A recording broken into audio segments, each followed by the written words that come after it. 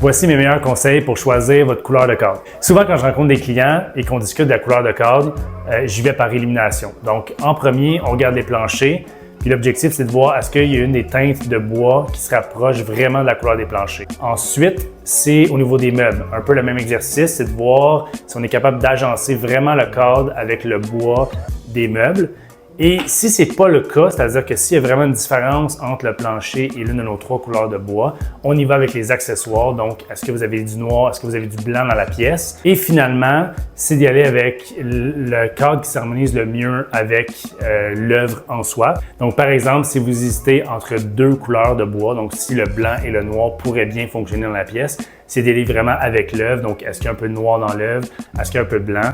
Ça fait vraiment une différence. Vous pouvez voir dans chaque page produit tous les types de cadres pour chaque modèle. Donc, ça vous permet de voir vraiment l'ensemble, quel effet ça donne en blanc ou en noir, par exemple. Et si vous n'êtes vraiment pas certain, vous pouvez prendre une rencontre avec nous à notre entrepôt de Mirabel. On peut vous donner des échantillons de cadres pour que vous puissiez vraiment les voir à la maison. Sinon, vous pouvez toujours nous contacter par téléphone, par courriel ou encore sur l'une de nos plateformes pour qu'on puisse vous conseiller au niveau de la couleur de votre cadre.